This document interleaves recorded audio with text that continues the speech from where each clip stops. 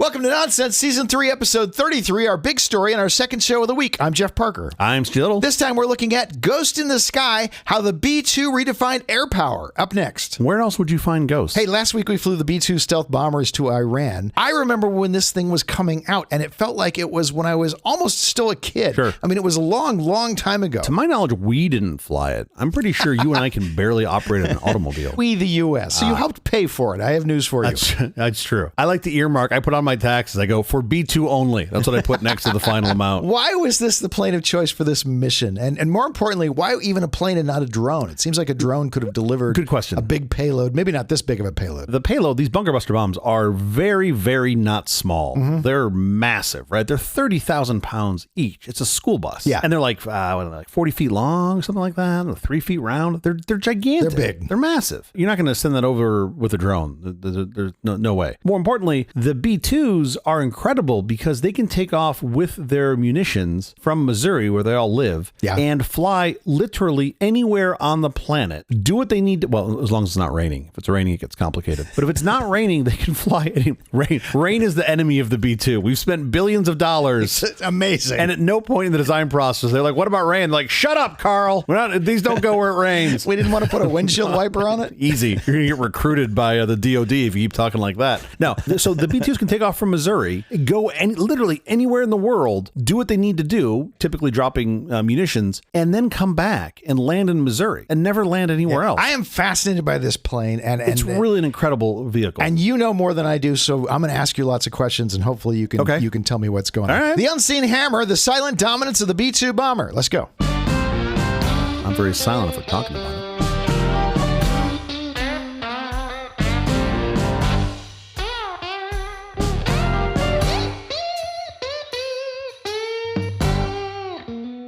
Last week's Operation Midnight Hammer in Iran, a top-secret mission reportedly involving 7 B-2 Spirit stealth bombers delivering massive bunker buster bombs, has once again pushed this incredible aircraft into the spotlight. This audacious strike against Iran's concrete-fortified nuclear facilities was the largest B-2 mission in history. It forces us to marvel anew at Spirit's unmatched stealth and enduring strategic value. The operation highlights how such a technologically mature warplane continues to dominate the modern battlefield. There's not a lot that I've come to learn in my relatively brief life, but whenever somebody puts the word mature as an adjective in front of the next thing, that's never good. Yeah. When they're like, oh, you're one of those mature software developers, and I'm like, what the hell did you just call me? I don't know. That doesn't sound like a compliment. I'm seasoned. I'm seasoned. Yes, exactly. It's a well-versed technological platform. As our resident aviation geek, CJ is fairly up to speed on such things, at least as much as they allow civilians to be. And as our resident guy who knows next to nothing, I have questions, and I also have one request for you, CJ. Try not to lose me. Okay, small words. As my kid always says, explain it like I'm 5. I love that. I wasn't planning on doing this, explain it like I'm 5. Also, I have an odd barometer because my 5-year-old is ridiculously smart. Doesn't accept explain it like I'm 5. You do. I give him explain it like I'm 5, and he like gives me a face. He's like, stop patronizing me. And I'm just like, okay. Exactly. Okay, I'm sorry. You do have crazy smart children. Listen, back up. I need a primer on the B-2. Sure. It was created in the 1990s, and I don't know, why did we need this thing? What was... Before that, really. Okay, tell me the backstory. Why did we need this thing? What was the purpose of it?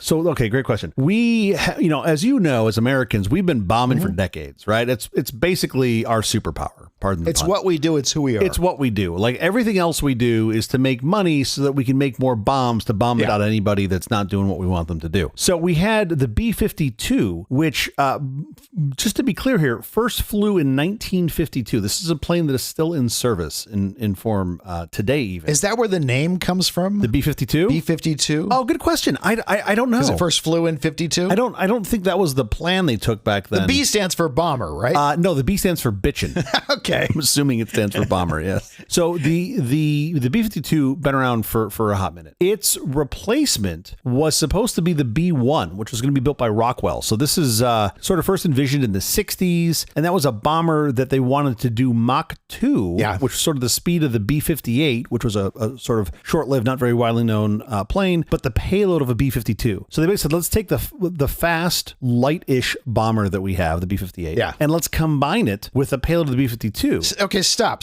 Had no one explained to them number iteration? Because it seems odd going from 52 to 58 to 1. We could do an entire show. We could do a whole month of shows on number iteration. Like, I mean, Porsche, another great example. They started with the 911, and you're like, okay, you got a ways to go. And then they just started jumping around like crazy, and they're literally out of numbers now. And they're just like, well, we'll call it the 992, I guess. Like, wait, what? They're a private company. This is the United States. They have lots of people to think about this. Sure. I mean, I think there's actually a whole bunch of different issues at Bay here. It's like, for each one of these that gets actually made, how many other planes were spec'd or postulated that never came? So who knows? It's a worthwhile topic, but in this particular case, they were rolling the clock back to the B-1. The B-1 was supposed to be the replacement for the B-52. So that was sort of postulated in the 60s. They'd already awarded contracts, done a bunch of work on this. They canceled it in 1977. Okay. The reasons are not entirely clear. Because Mach 2 was hard to do. Mach 2 is certainly hard to do, especially with a large payload. However, you had cruise missiles that could fly the same basic speed and distance. So those had come to market or come to fruition then. And then you had early work on the B-2 stealth bomber, which was moving along pretty well. So I think the thought was, it's the late 70s. We're not exactly rolling in money. Let's go ahead and cancel the B-1. We're going to the B-2 program stood up here pretty soon. Let's go right to its sequel. And you got these cruise missiles. So the B-1 ended up being restarted under Reagan in 81. A large part of that was because then they had delays in the B-2 program. So they brought the B-1 back. Yeah. Now, the B-1 that was made was not the B-1 that was postulated initially. The initial B-1 was the B-1A. That was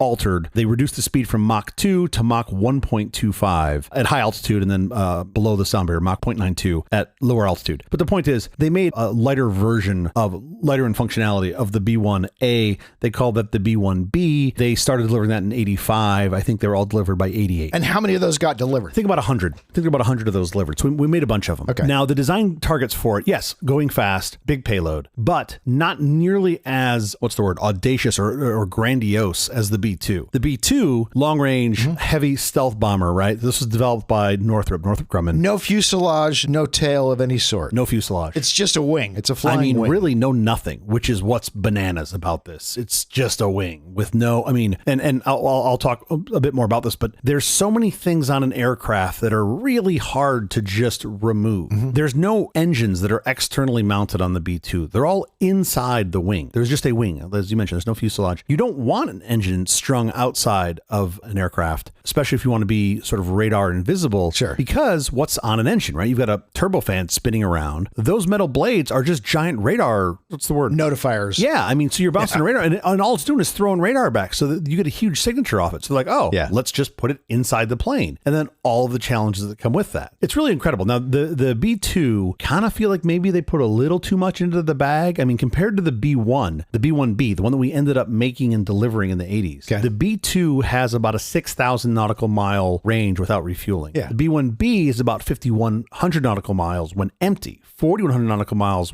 when it's loaded up with about halfway, about 37,000 pounds of weapons. Sure. Goes a lot slower. The B-2 tops out at about 0.95, Mach 0.95, just below the sound barrier. B-1B can go through the sound barrier. Kind of seems like if you're trying to be stealthy, breaking the sound barrier is not really going to keep you hidden. Yeah. We're kind of going to wonder, where'd that boom come from? Well, I think you also go, well, why do you want to go fast, right? You want to go fast so that you can usually get in and get out pretty quick. If you're also invisible, I think it gives you a similar sort of non-detectability. The SR-71, which is arguably the first kind of stealth plane, I really put that into quotes, it got its stealth because it could just outrun pretty much everything. When it was initially made, I don't think there was anything surface to air that could take it out. There certainly were no other planes. And then later, as surface to air missiles got better, it would have a harder time outrunning it, but that thing could fly at 80,000 feet. So it could fly a whole flight ceiling above the flight ceiling of a regular aircraft. That's amazing. And then the B-2, they wanted it to be able, they really wanted it as a stealth ability to drop anything. They built it so they could put pretty much anything into the payload, anywhere from 500 pound sort of GPS guided bombs all the way up to the two 30,000 pound bunker busters that we saw dropped last week. How many bunker busters can it carry? Two of the big ones. Those things are 30,000 pounds. There's 2 bays on the B-2, one in each bay. That's it. But it can carry 500 pound bombs. Yeah, it's a lot. That's a lot of bombs. The B-2 is what I will call the only acknowledged in-service aircraft that can carry large air-to-surface weapons in a stealth configuration. The only one. Nothing else before it really has been designed to be stealth like this. No, that was the point. Was it created because we knew that we had these tech advances where we could make something that was stealth, or did we have to create the tech advances in order to make it? Of course. We now have this really nice paint we can put on things and it makes them stealth. We should make a plane out of that. Or was it the reverse where we said, it'd be great if we could have some sort of thing that would help us be stealth? Great question. The answer is yes. It is absolutely yes to both of Okay. those. You were standing on the shoulders of giants in terms of tech because you had a bunch of things that we had sort of figured out beforehand. So you had radar absorbing materials. We had already sort of started to work on that and figure that out. You had CAD coming to fruition, computer aided design, which made modeling these things for something that you could actually fly, because it turns out that's important if you're an aircraft. Sure. And then also have a very small radar cross section so that it doesn't show up on radar. That was very hard to do on a board. When you had computer aided design, this gets a lot easier. And then you've got composite materials that are getting better, and sensors are getting smaller. Communication systems between systems on a aircraft are getting smaller. All of that stuff is the tailwind that we got to ride. Yeah. But then there was a whole bunch of stuff that we just hadn't figured out. So like the actual, not the stealth materials, but the stealth design of the plane, we had not done before. The flying wing had not been done successfully. There were some earlier flying wing designs, but not, to my knowledge, at the speeds and the payloads that we're talking about here. Right. You had to think about like thermal signature. So one of the ways you can give away a plane is by its thermal signature. So these engines get super hot. You've got to cool that down. They had to make things like new adhesives and paints. Sure. We didn't have those before. So you start with the design criteria, and then you just get a bunch of really smart people and you go, well, we're going to figure it out. How do we do this? How do we do this? So truly the answer is both. And then I think probably one of the best things you had to bring the B-2 to fruition was you had this big, scary, unknown opponent in the Soviet Union. Sure. So you would just throw money and brain power at this. I wasn't paying attention much then when I didn't exist much when this was really coming to fruition and they were building it. But like, I got to believe it was a blank check. Like, we need to do whatever we can do to win. Sort of like, a la Space Race. Like, we have to win this. Well, famously, I think at one point, Northrop Grumman says, we realize it's not a blank check. Yeah, I mean, as they've gone way over budget repeatedly. Yeah, and I think if you're running Northrop Grumman, you have to be cognizant of that. Otherwise, at some point, you're not going to exist past the next contract. Like, you're not going to get another one. Right. You also had to climb these mountains that didn't even exist yet. It was this sort of crazy time, much like I see a lot of similarities to the space program, where you just had to figure it out. You have this audacious goal, and then you have to figure out how you're going to bring that to fruition. We don't know how to do it, but we're pretty sure we know we can. Yeah. And I feel like that was probably the mindset there. So just to go back to your core question, really the answer was both. You had the advances in tech, and then you had to advance the tech further beyond that. And so we made 100 of the B-1Bs. Yes. How many of these did we think we would want? And then how many were ultimately made? And then how many now are still in service? Great question. So I think the initial procurement was like 130 of these. This is like around the mid 80s as this thing was becoming real.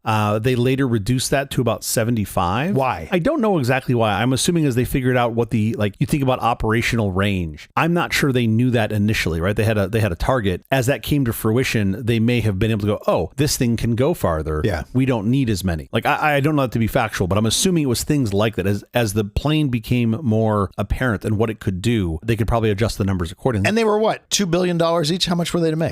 Good question. Didn't know that yet. Because you were still kind of like, we're not sure what the target is. Oh, okay. But then you had this other sort of great thing for, I'd argue, for humanity, not great for the B-2 program, which was by the early 90s when the Soviet Union dissolved. Sure. The main goal of the Spirit, the B-2 Spirit, was these Cold War missions. They were gone. Yeah. The train is already on the tracks. It's already chugging. Mr. Gorbachev became a pal. Exactly. And so now you're like, oh, wait, do we still need these? Yeah. I would say in hindsight, 25 years later, 30 years later, looking back at this, it would not have been a wise decision to pull the plug on the thing. Sure. I don't think that would have been wise. But they did reduce it significantly. Under George H.W., they brought the production down to 20. So they said, okay, we're going to go from 130 that was initially postulated to 75 down to 20. Yeah. I don't know this next part to be factual, but I have to believe 20 was probably what the Air Force said. If you're not going to make at least 20, don't bother. Like, you can't make two. Yeah. You got to have a bunch because they're constantly in various rotations. Because we have to train support staff. There's a lot to this. You've got them in maintenance. Like, you're worrying about overhaul and keeping them maintained, and you want this thing to live some reasonable period of time. So we ended up making 20 in the mid mid-90s under Clinton, his administration authorized the prototype model to be converted from a prototype to an operational vehicle. Okay. So we ended up with 21. At the end of the day, we ended up with 21. In the mid-90s, Northrop did come back to the government and say, hey, we can do 20 more, at a reduced cost. I think it was like a blue light special. They're like, hey, we got all the tooling. We can still do this. We can do 20 cheaper. And the price they quoted then was a flyaway cost of $566 million each. Shoot, you should buy hundreds, sure, at that price. Get one for your friend. Why not? That was basically, I got to believe, their cogs. Like they got, plus a little bit of margin. Sure. They were already so deep in. They initially started this plan thinking they were going to make 130. I'm sure they made money on the design process, but I'm also sure they were planning on making margin on these things later. So when you go from 130 to 20, right, they're like, oh man, come on, let's make something. Yeah. We, the government, did not take them up on that. We put 21 into service. To my knowledge, to the world's knowledge, we've only lost 2 to date. So there are 19 that are still flying. 2. Okay. Yeah. We had one that was destroyed in 2008 in Guam. They had water intrusion on some sensors. It gave the flight control system bad information. It put the plane into a position that it could not fly, and it crashed. The pilots ejected. They lived. Water is the enemy of this thing. Water is the enemy of all electronics. No, but this plane in particular has so many problems with water. Yeah, we'll certainly come back to that. And then in 2010, ironically, there was another B-2 that crashed in Guam at Anderson Air Force Base in Guam. They spent months fixing it on the ground in Guam. Remember, this thing doesn't fly out of Guam. It's not its home airport. Uh-huh. They fixed it in Guam just good enough to fly it back to Northrop Grumman and repair it. It took 4 years and cost more than $100 million. Wow. To my knowledge, that one is still in service. Then in 2022, more recently, we had one that I think it started, I don't know if it actually left the runway, but it started to take off, didn't crash at the end of the runway. I believe the pilots ejected, they lived, but it literally shut down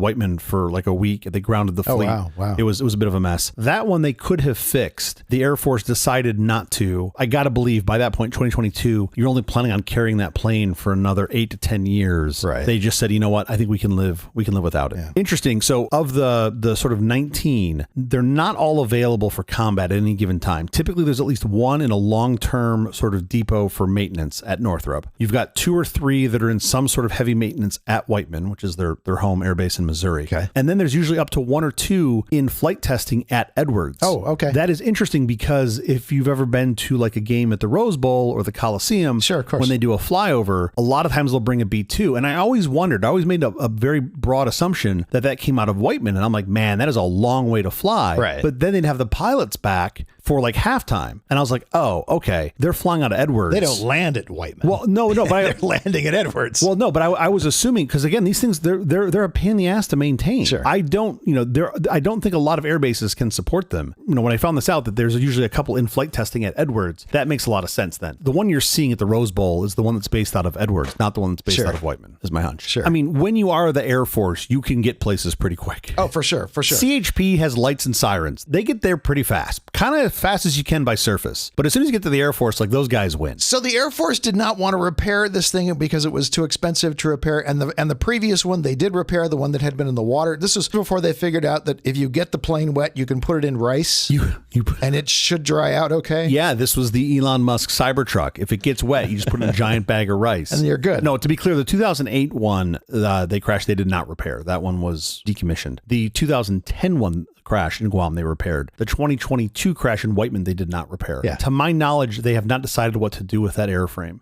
My hunch is it'll end up on display somewhere. Sure. Do these planes have tail numbers? I mean, I know Whiteman's like a specialty Air Force base. They don't need tail numbers because you know if somebody's going to take off or land. Do they have anything IDing them on the outside? So they have tail numbers. They are located on the nose gear door. Interesting. Super interesting. On the inside of the door, is it like where the tire pressure is on your car?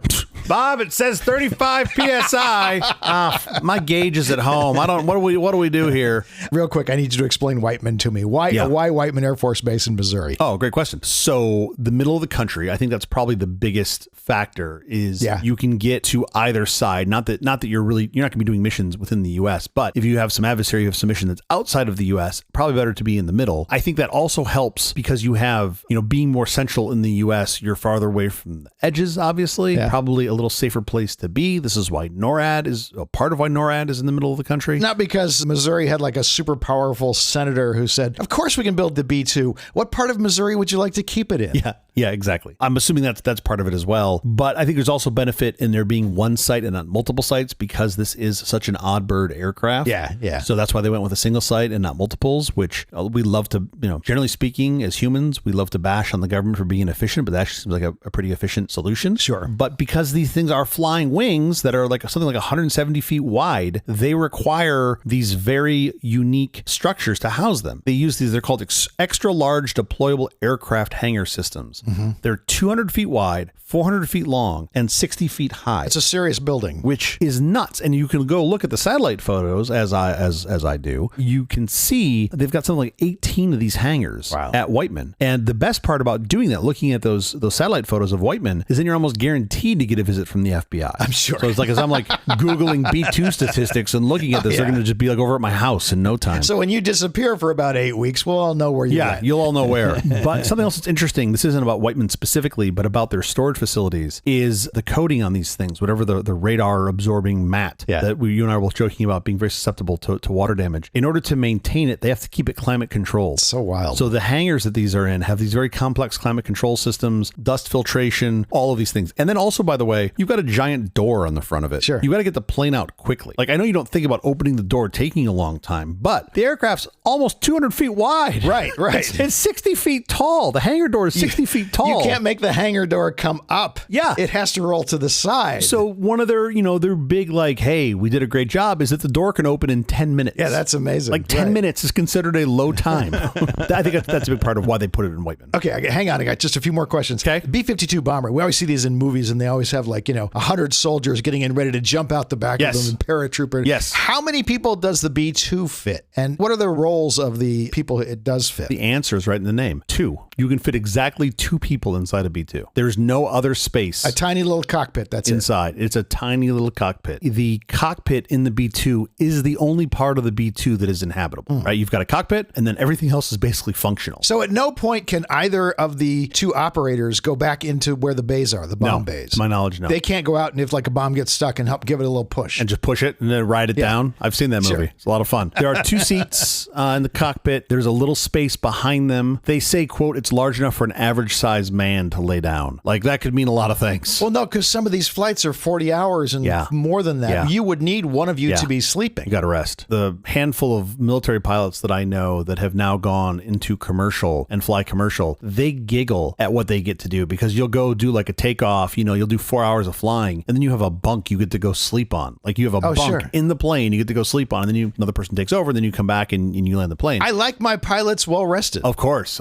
On the B-2, you have 2 crew members in it, 2 seats. That's it. What are their roles? So they both are trained in all operations of the mission. The one that sits on the right is the mission commander. So they handle the weapons, the comms with the military. The one on the left is considered the pilot. And they're performing the, quote, lesser tasks of flying the airplane and dealing with air traffic control. Interesting. To be clear, they both can do all of the jobs, but that's usually the way they split them up. So you've got the mission commander on the right, you've got the pilot on the left. Makes perfect sense. So basically 2 guys who are controlling this entire 2 people. thing. Yep. Rick and Larry. The right and the left. Yep. Tell me what challenges that they face versus crews of other types of military aircraft. What are the unique challenges of the B-2? As I mentioned earlier, you typically, not always, but you typically take off and land in Missouri, right, from Whiteman. So if your mission is, say, for example, in Iran, that takes you a hot minute to get to. So these missions can very typically be 30 hours plus. Wow. Humans still got to be humans during that time. Could you imagine if, like, you're the mission commander, you're 3 hours in on your flight, and your pilot's like, Larry, I got to pee. You're like,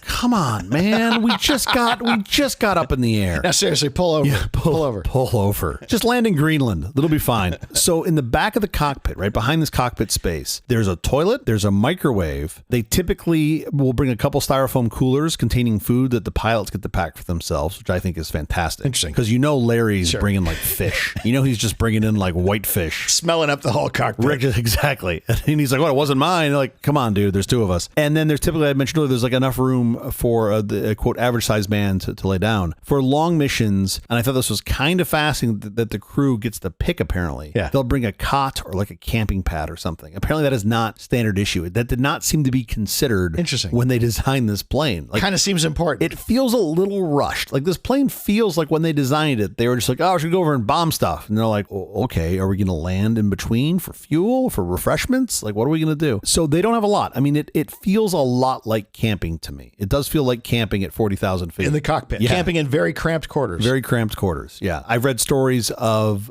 folks, the crew, getting up and, taking turns, obviously getting up, and someone will go in the back and kind of stretch. They will take a shower with like wet naps, like wet.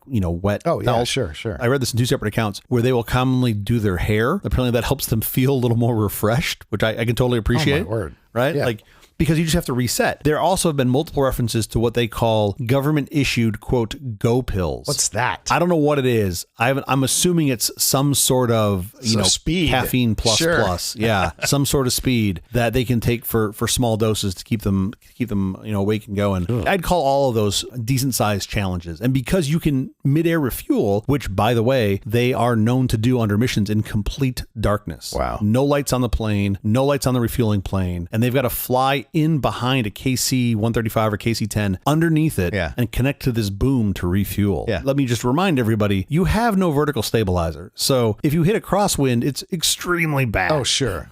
Don't mind all the kerosene they're pumping into your fuel tanks. So we're thinking of actually sunsetting this thing. Yeah. We are about 5 years away from sunsetting this and replacing it. Yes. What will its replacement be? So the B-2 will be replaced by the B-21 Raider. So the B-21 Raider, that's in development now. I suspect we're going to see these things being delivered, I think, in the early 2030s. It actually seems like that program is going fairly smoothly. They didn't have, I think, the time pressure that you had with the B-2. They also, this sounds really silly to say this way, but I think they are designing for affordability in mind. I think they've learned their lesson. It's amazing. On the B-2, yeah. Sure. Let's see where the rubber meets the road. I'm cautiously optimistic, let's just say. But so a lot of standardization and modularity. Also, they solved a lot of the hard problems of the B-2 and got to learn from it. So you'd expect the next one to be a lot better. Of course. But similar sort of best iPhone yet. Well, exactly. Radar absorbing coatings, right? Hopefully it'll be a little more durable in rain. So sort of, next gen stealth. We've had 40 years of development really between when we were designing the B-2 and designing the B-21. So certainly a lot has happened. Yeah. And I suspect it'll be a much better platform. Still haven't mastered the numbering. Well, I like this because it's the B-2 version. Rev 1? I don't think so. Yeah. But okay. So it makes sense. If you Rev 0, that was the beta. And then this is the 2.1-ish. Also, remember the B-2 was done in a hell of a lot of secrecy, right? The B-2, the GAO, right, was the General Accounting Office, basically the accountants for the government. Yeah. They didn't even know about the B-2 program for like a decade. Oh, wow. It was buried somewhere. You can say, well, government hiding it from the accountability. It's like, well, no, we were in a race against Russia. Yeah. So the less people that know, the better. I didn't know this until thinking about this segment, but the U.S. government bought an old Ford assembly plant in Pico Rivera in Southern California, put everybody on, I think, secret or top secret clearance to start building some of the parts leading up to the B-2. Nobody even knew about it. When military, the Air Force would go there to check on it, they'd wear civilian clothes. Oh, wow. So much effort that went into trying to hide it. It was pretty impressive. Now, of course, several people have gone to prison for quite some time for trying to sell some of these secrets to our enemies. We've caught some of them. I presume because we've caught some of them, we haven't caught some of them. So I presume some, sure. When you look at the China vaporware plane, you're like, wow, looks a lot like a B-2. I don't think they just drew that off the internet. I got to believe they got some part of something somewhere. But I am optimistic about the B-21 Raider. I think it will actually be a much better platform and better plane. Well, it should be. It gets to stand on the shoulders of the B-2. Yeah, it's the best iPhone. It's our best iPhone yet. Yeah. They also suspect that the cost, while not quote cheap, will be much better than the B-2. I have that number somewhere. So is the B-21 the iPhone 16 Pro Max with 2 terabytes of storage? I think it is. Or is it the iPhone SE? My hunch is it's probably more in the middle, maybe middle plus than the upper extreme. I don't know enough about the design criteria to know, but it seems like they're not trying to bend as many, laws of physics as we did with the B-2. Sure. It seems like it's more like an incremental. You're not pushing quite as much on the cutting edge. So I'm optimistic about it. They're not trying to do anything too asinine. I also think, generally speaking, as a design goal with the B-21, they've said, hey, we got a lot of other stuff in the fleet. Let's be a little more specific and not try to make the one plane that can do everything. Sure. And that's probably where they're going to get the biggest cost savings. That can probably cut your price more than in half by just being more specific with what it can do. All right, enough about planes you can't see or hear. We have to get out of here, but quickly before we do, have you seen or read anything good this last week? So you want me to pick something that you can see and hear? Is that what you're saying? Ideally, sure. Look, we're just an episode about aviation we haven't done in a while. So I feel like I really have to recommend the 2 best aviation films of all time. 2? Do you know what they are? Okay. I do, but yes. You do? I do. Okay. The first one, tell me this makes your list. I know you well. My first one is 1983's The Right Stuff. Sure. Is that on your list? Top aviation films? Of course. So this is, for folks that haven't seen it, I'm assuming a lot of our listeners probably have. This sort of details the space program's development from breaking the sound barrier in the 1940s all the way through like Mercury 7 astronaut selection a decade later, and really just talking about the cowboys that were these test pilots that literally risked their lives on what I will call not well proven tech, and the engineers that were like, please don't do that. Please don't. Right. And the pilot's just like, just going for it. Great film. But of course, that film I think was so good because they got to stand on the shoulders of giants of the best aviation film ever made, which was released several years before. What would that be? Well, you're going to say Airplane. I'm going to say Airplane because it's really good. It's really good. And I can't imagine anybody listening to this right now hasn't seen Airplane. If you haven't, please stop listening to the show right now and go watch Airplane because it is a fantastic film. And really, for the 3 people listening that don't know, the premise is simple. After the crew becomes sick with food poisoning, a neurotic ex-fighter pilot must safely land a commercial airplane full of passengers. Sure. That's it. Super easy. The story that comes out of that is fantastic. So delightful. The Right Stuff and Airplane available today on VHS and Laserdisc at a Blockbuster near you. Of course it is. How about you? What have you seen? Since tomorrow is the 4th of July, I figured it was a perfect time to recommend my favorite 4th of July movie, 1990's Avalon. The story is simple. An immigrant family comes to the U.S. at the beginning of the 20th century. They and their children try to make themselves a better future in the so-called Promised Land. Great acting, great writing, and an amazing score by Randy Newman. Ooh. As the great-grandson of immigrants,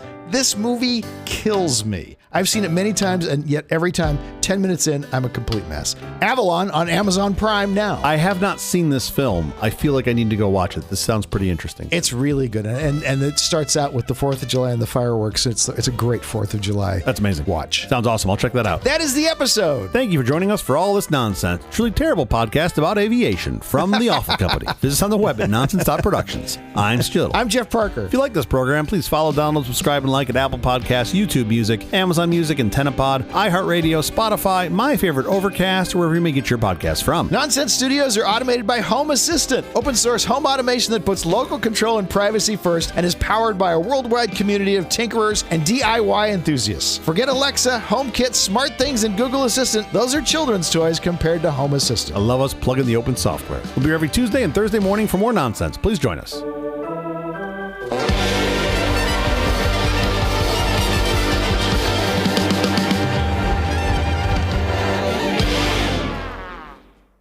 They couldn't have anticipated this B-2 would ever have to fly under rain. And it was built in California where it never rains. It never rains. It probably just never came up. How'd you let the guys at Boeing do it up in Seattle? That thing would have been a submarine. Right. It would have been watertight. Yeah, totally. They would have never made the outside skin out of rice paper. They would have just added to it. They would have been like, hey, it's an airplane. It also doubles as a submarine. Like, we didn't ask for that. They're like, yeah, we know, but it's Seattle. Yeah, but it does. It does. It's just what we do.